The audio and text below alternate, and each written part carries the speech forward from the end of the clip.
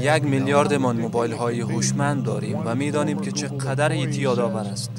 یک کارمند سابق گوگل میگوید این تصادفی نیست بلکه یک طرح قصدی می باشد و او از تلاش های بیوقفه طراحان این نرم افزارها شاکی است که میخواهند همیشه ما را با این ابزارها مصروف نگه دارند. برای هر شرکتی که شیوه تجارت آن تبلیغات و یا وابسته به تبلیغات باشد، یعنی برایشان مهم است که مردم چقدر وقت را بالای تولیدات آنها سپری می کند. می دانید هر قدر مردم وقت بیشتری را مصرف کنند پول بیشتری گیر اینها می آید. پس اصل بازی این است که چگونه از روش های فریبنده استفاده کنند تا مردم وقت بیشترشان را صرف این تولیدات کنند و فردا باز هم بیایند. می دانید اندیشه‌ای که برای ساخت این برنامه ها به کار رفته، مثلا در فیسبوک که اولین برنامه بود، آن اندیشه این بود که چگونه وقت و توجهتان را جلب تولیدات خود سازید. این یعنی هر بار برای شما اندک دوپامین تزریق کنیم تا شما را به طرف برنامه خود بکشیم. چون وقت کسی عکس یا پست شما را لایک کند یا بالای آن کامنت بگذارد، باعث می شود که شما به مطالب بیشتر سر بزنید و در نهایت لایک و کامنت بیشتر گرفته و مصروف آن می شوید. این روند اجتماعی فیسبوک است. این دقیقاً چیزی است که هکرهای چون من به آن دست می یابند. چون در حقیقت شما از آسیب پذیری روانی مردم بهره برداری می کنید. من معتقد هستم که سازندگان این برنامه ها خواه من باشم خواه مارک، خواه کیون سیستروم که مالک اینستاگرام هست یا هر کسی دیگر، این را می دانستیم ولی با آن هم این کار را کردیم. من فکر می کنم که ما به نحو در اعماق ذهن خود این را می دانستیم که چیز بدی می تواند اتفاق بیفتد، اما نحو برداشت ما از آن اشتباه بوده. به نظرم این دقیقاً نقطه است که ما ابزار را طرح کردیم که ساختار اجتماع را از بین میبرد. ما فعلا در همین وضعیت قرار داریم. من همه شما را من حیث رهبران آینده توصیه می کنم که این موضوع را جدی بگیرید. اگر جانور را تغذیه کنید، او شما را از بین خواهد برد و اگر از آن دوری کنید، شانس برای حفاظت و مقابله با او را خواهید داشت و این زمانی است که مردم باید از این وسایل سخت دوری کنند. این دوپامین کوتاه مدت را که در برنامه فیسبوک ترتیب نمودیم جامعه را از بین میبرد. عدم نشست و برخاست واقعی، عدم همکاری، پخش اطلاعات غلط و دروغ. این مشکلی نیست که در آمریکا باشد و یا تبلیغ به نفع روسیه، بلکه یک مشکل جهانی است. بنابراین به نظرم ما در بدترین شرایط ممکن قرار داریم. این در حقیقت ریشه اخلاق و رفتار مردم با هم دیگر را از بین میبرد و من برایش راه حل خوبی ندارم. راه حل من این است که دیگر از این ابزار استفاده نمی کنم. می دانید شخصیت های بد ایده کثیری از مردم را کنترل می کنند تا هرچی دلشان می خواهد بکنند. واقعا در شرایط بد قرار داریم و این مشکل را خودمان به وجود آوردیم. زندگیمان را در محور این حس دروغین تکامل یعنی پیشرفت قرار دادیم. چون با این سیگنال های کوتاه مدت مانند لایک ها و قلب ها تشویق می شویم و ما آن را ارزش داده و با حقیقت اشتباه گرفتیم و چیزی که در عوض به دست می آوریم یک محبوبیت جعلی و شکننده است که آن هم زودگذر هست و طوری که گفتم شما را بیشتر از گذشته تهی و خالی می سازد. درک نمی توانید اما روی شما کار می شود. اگر به چیز محتاج شوید زندگیتان با آن متمرکز می شود و دشمنتان شما را از طریق چیزی که با آن تمرکز دارید به راحتی کنترل می تواند.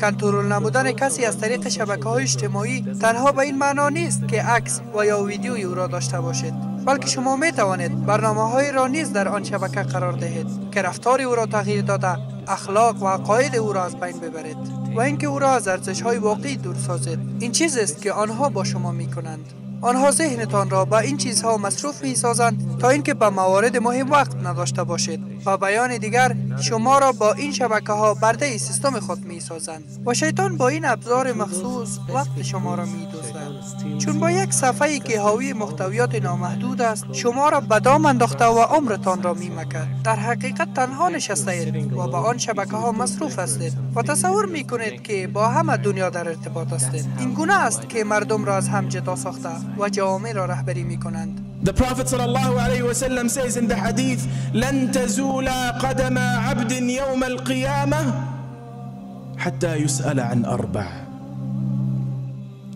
پاهای فرزند آدم در روز قیامت تکان نخواهند خورد و به هیچ طرفی نمی روند تا اینکه در مورد 4 چیز از او پرسیده شود. عن عمره فيما أفناه. در مورد عمرش که چگونه آن را سپری کرده. مثلا کسانی که به شبکه‌های اجتماعی معتاد هستند و فکر می کنند که من 5000 فالوور یعنی پیرو دارم.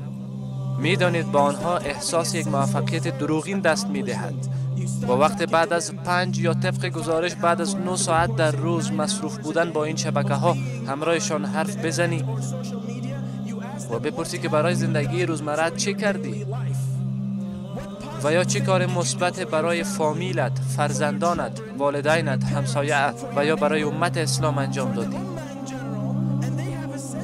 میگویند من چیز را در فیسبوک پست کردم و 200 لایک گرفتم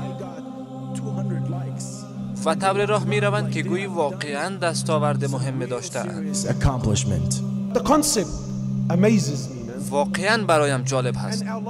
زندگی ما آنقدر وابسته به این شبکه ها شده که بناحق غم و تشویش ایجاد می کند. چرا؟ چون شما آنقدر وابسته شده اید که می خواهید بدانید دیگران چگونه زندگی می کنند و فقط چیزهایی را می بینید که خودتان در زندگی خود ندارید، که حتی داشته های خود را فراموش می کنید. و این واقعا برایم جالب هست. باز هم ببخشید، این نظر شخصی خودم هست. آیا ما آنقدر پس شده ایم ضرورت داریم به دنیا نشان بدهیم که ما کجا هستیم، چی میخوریم و با کی هستیم؟ و آیا شما آنقدر پست شده اید که باید دیگران را تعقیب کنید؟ واقعا نمیدانم. مثلا وقتی مردم عکس سلفی میگیرند یا صرف طعام ظهر، الله جالب به نظر می رسد، اما تأثیری که بالای افراد و حتی زوجها دارد را نمی دانید. شاید زیاده روی کنم، اما به نظر من مردم در یک دروغ زندگی می کنند. این قیافه‌ای که دختران و حتی پسرها وقت عکس گرفتن و خود می گیرند چه نام دارد؟ چه نام دارد؟ نمیدانم چه نام دارد، اما به هر صورت عکس‌های خود را میگیرند و در اینترنت پخش میکنند. واقعا برایم جالب هست. اگر واقعا راست میگی، چرا صبح وقتی از خواب بیدار میشوی عکس نمیگیری؟ چون هنوز آن چیزها در چشمت وجود دارد. خیر، تصویر انتخاب شده است. تصویر انتخاب شده است و من فقط وقت عکس میگیرم که در تعطیلات باشم و یا چیز جالب داشته باشم و کوشش میکنم که به دنیا نشان دهم که من این گونه زندگی میکنم.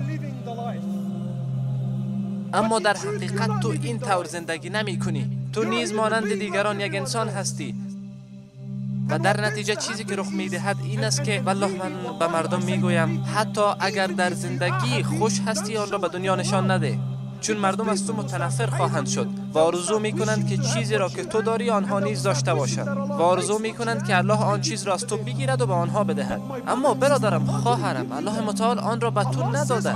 الله تعالی میفرماید من در مورد چیزی که به شما ندادم نخواهم پرسید. چرا هر چیز را بر خود سخت میسازید؟ برادرانی که تمام روز را کار میکنند و با موتر این طرف و آن طرف میروند، به هر زنی که در راهشان میآید نگاه میکنند و تحسین میکنند. الله اکبر. خانه میآید و میگوید من از همسرم خسته شده ام. بله، باید از همسرت خسته شوی. اگر 10% وقت را که زنهای مردم را میبینی برای دیدن چیزی که الله برایت داده تخصیص دهی، شاید زیبایی او را نیز تحسین کنی، اما این کار را نمیکنی. تو به چیزهایی که مربوط به تو نمی شود تماشا می کنی. تو می خواهی زندگی که از تو نیست را تجربه کنی. والله فقط زندگی خودت را بکن. Wallahi, just live your life. شبکه‌های اجتماعی از جمله بزرگترین فتنه‌های زمان هستند، چون این آسانترین راه برای دشمنتان یعنی ابلیس است که شما را کنترل نموده و مصروف خواهشات غلط بسازد و این چیز است که شیطان آن را بسیار خوش دارد. به خاطر داشته باشید زمانی که چیزی را در اینترنت پخش می کنید یا می نویسید که محتوای آن انعکاس دهنده بد اخلاقی باشد، عده کثیری از مردم آن را خواهند دید و خواند و هنگامی که فرد آن را ببیند گناه در حساب شما افزوده می شود و شما در قبال آن نزد الله متعال مسئول هستید. You know, subhanallah, there is a word that we might say. سبحان الله، بعض کلمات هستند که ما میگوییم و مردم اینجا میشنوند، اما کلمات هم هستند که شما آن را در اینترنت پخش میکنید و هیچ کنترل ندارید و نمیدانید که چقدر مردم آن را خواهند دید و چقدر مردم خواهند خواند. این چیزی نیست که فقط به زبان میگوییم، چون وقت چیزی را می نویسیم کسی دیگر آن را می خواند و آن را تکرار می کند. می دانید مردم را در کشورهای اسلامی دیده ایم که اسلام را ترک کرده اند و بر اثر مشغول بودن با شبکه های اجتماعی چون فیسبوک، توییتر و چتروم ها کافر شده اند. آنها در صفحات فتنه انگیز داخل می شوند و علم هم ندارند که با آن مبارزه کنند. همچنان زمانی که یک مطلب ضد اخلاقی را لایک میکنید، این لایک شما باعث می شود که آن شبکه اجتماعی آن محتوای ضد اخلاقی را به تعداد بیشتری از مردم پیشنهاد کند. حالا تصور کنید که گناه شما چقدر بزرگ خواهد بود اگر چنین محتوا را لایک یا با دیگران شریک کنید. هنوز فکر می کنید تمام اینها تصادفی هستند؟ ببینید که چه کسی در عقب ماموریت فیسبوک دست دارد. این ویدیو را دقیق ببینید. We're not going to yell. No, of course not. That is a warm hoodie. Yeah, no, it's a thick hoodie. It's a company hoodie. We print our mission on the inside. What? Oh my really? God, the inside of the hoodie, everybody. Take a moment. What is it? Making the world more open and connected. Oh my God, it's like a secret cult. Look at that, making the world open and connected.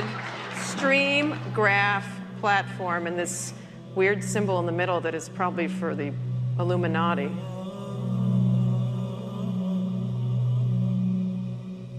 انتقال اسرائیل کوچک به اسرائیل بزرگ.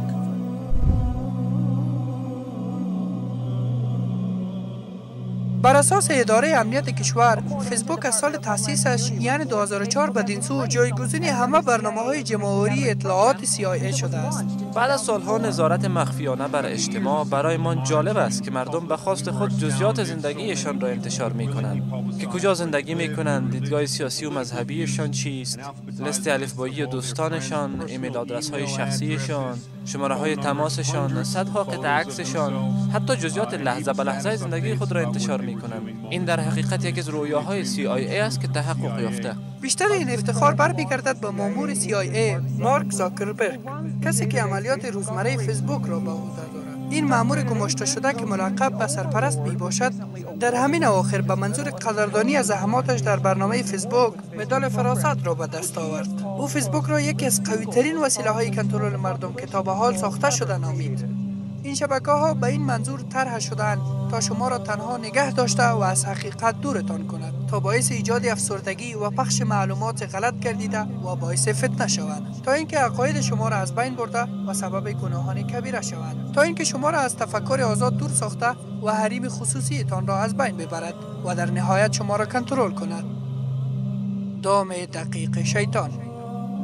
وقتتان را برای ارزش‌های اصلی صرف کنید و نگذارید که شیطان آن را بدزدد.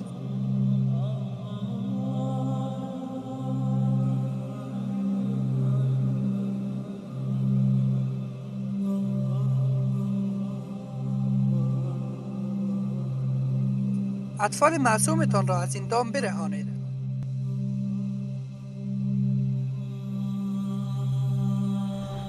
رسول الله صلی الله علیه و سلم می فرماید زمان مرگ که زبان بسیار سنگین می شود و شما نمی توانید بگویید سبحان الله و بحمده، بسیار وقتتان را در شبکه های اجتماعی صرف می کنید. و چیزی که بسیار عجیب است این است که اکثرمان در موبایل هایمان قرآن را داریم، ولی روزها میگذرد و ما قرآن را باز نمی کنیم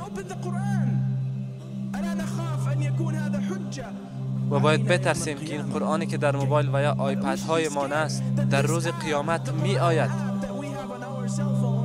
رسول الله صلی الله علیه و سلم در روز قیامت نزد الله متعال شکایت می کند. وقال الرسول يا رب إن قوم اتخذوا هذا القرآن مهجورا. ای پروردگارم، قوم من قرآن را نادیده گرفتند. مسلمانان این کتاب را نادیده گرفتند. اگر خودتان خود را کنترل نکنید، دیگران شما را کنترل خواهند کرد. منتظر قسمت های بعدی باشید ان شاء الله.